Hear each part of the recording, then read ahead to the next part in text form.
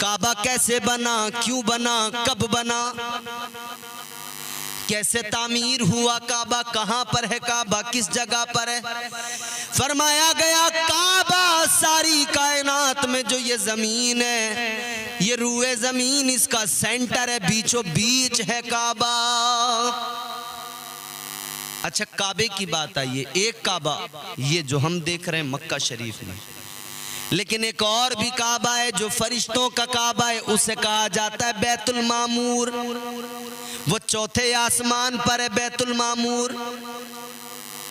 ये जो काबा तामीर हुआ बिल्कुल ठीक इसके ऊपर चौथे आसमान पर, इसी सेंटर में बैतुल मामूर, फरिश्तों का काबा।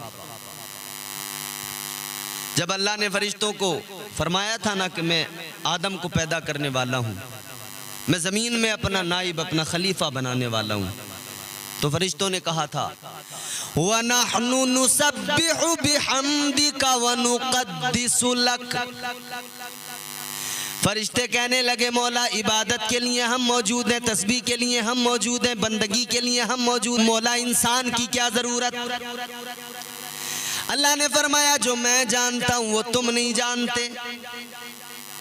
अल्लाह ने हजरत आदम को बनाया। फरिश्तों को लगा कि हमने गलत किया, हमने अल्लाह के हुजूर जो ये बात कही, शायद हमारा रब हमसे नाराज हो गया होगा।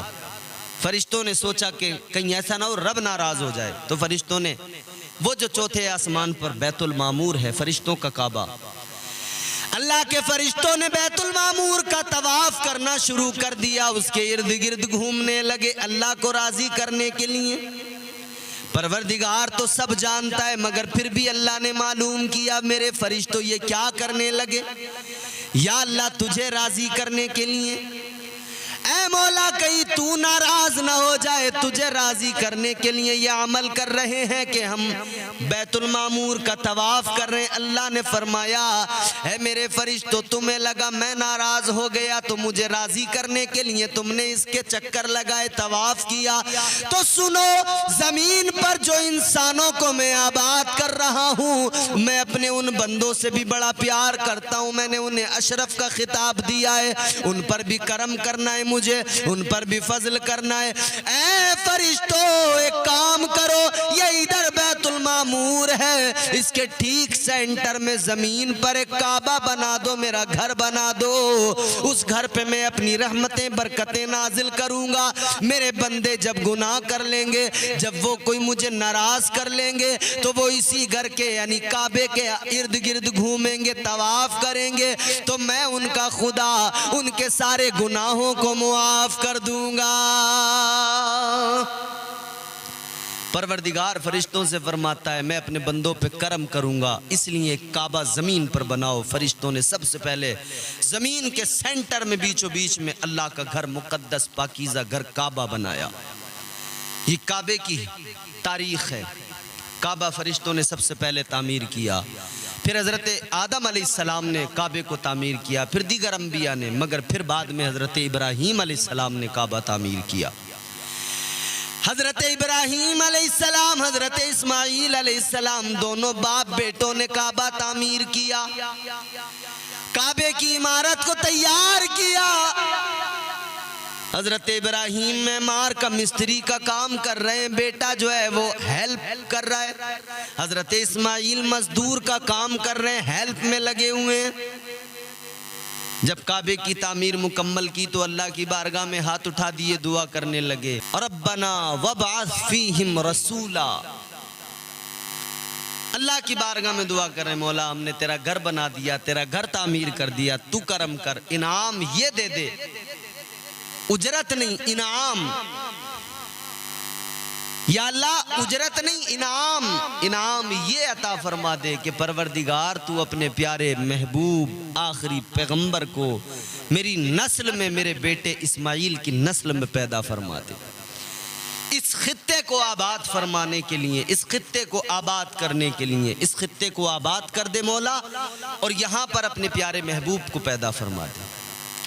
हज़रत इब्राहीम अलैहिस्सलाम ने काबा तामीर किया। वही वादी है, वादी गैर ज़ी ज़रा, जहाँ पर कभी अपने बेटे, अपनी बीवी को तन्हा छोड़ दिया था हज़रत इब्राहीम ने अल्लाह के हुक्म की वजह से।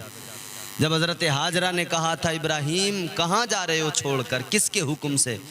फरमाया अल्लाह के हुक्म से। हज़रत हाजरा ने कहा अल्लाह के हुक्म से छोड़ के जा रहे हो तो छोड़ के चले जाओ, क्योंकि हुक्म जिसका है मुहाफिज भी वही है, हिफाजत भी करने वाला वही है। हमारा मुहाफिज अल्लाह है। हज़रत इब्राहीम अलैहिस्सलाम ने बीवी बच्चे को छोड़ा उस वादी के अंदर जब कुछ भी नहीं था, उस वादी के अंदर जब न कोई दरख्त था न पानी का चश्मा था। पानी का पहला चश्मा हज़रत इस्माइल की एड़ियों से जारी हुआ, ज़मज़म शरीफ। तो फिर वहाँ पर आबादी भी हो गई, फिर अल्लाह का घर भी तामीर हो गया। हज़रत इब्राहीम अलैहिस्सलाम ने फिर वहीं पर कुर्बानी जैसी अजीम सादत, कुर्बानी जैसा अजीम ईसार भी पेश किया। वहीं पर बेटे की गर्दन पे छुरी चलाकर रहती दुनिया तक के लिए मिसाल बन गए कि कुर्बानी का जज्बा होना चाहिए। रब का हुक्म हो तो फिर बंदे को सोचना नहीं है, सब कुछ कुर्बान करने को तैयार हो जाना चाहिए। ये मोहब्बत की आला मंजिल है। तो अशरे ज़िलहिज्जा के अंदर हज़रत इब्राहीम अलैहिस्सलाम ने जो अमल किया, अल्लाह ने मुसलमानों पर क़यामत तक के लिए उसको वाजिब ज़रूरी लाजिम कर दिया। सारे हाजी मिना में जाकर कुर्बानी कर रहे हैं, इधर हम लोग कर रहे हैं, लेकिन गरीब लोग जो कुर्बानी नहीं कर सकते, मेरे हुजूर ने फरमाया गरीबो गम ना करो।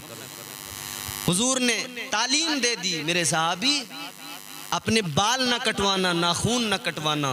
फिर जब ईद का दिन आए, ईद उल अज़हा का, तो फिर तुम क्या करना, कुर्बानियाँ जैसी हों, कुर्बानियाँ होने के बाद तुम फ़ौरन जाकर अपने बाल काट लेना, अपने नाखून काट लेना, तुम्हें भी कुर्बानी का सवाब मिल जाएगा, ये तुम्हारी कुर्बानी हो जाएगी।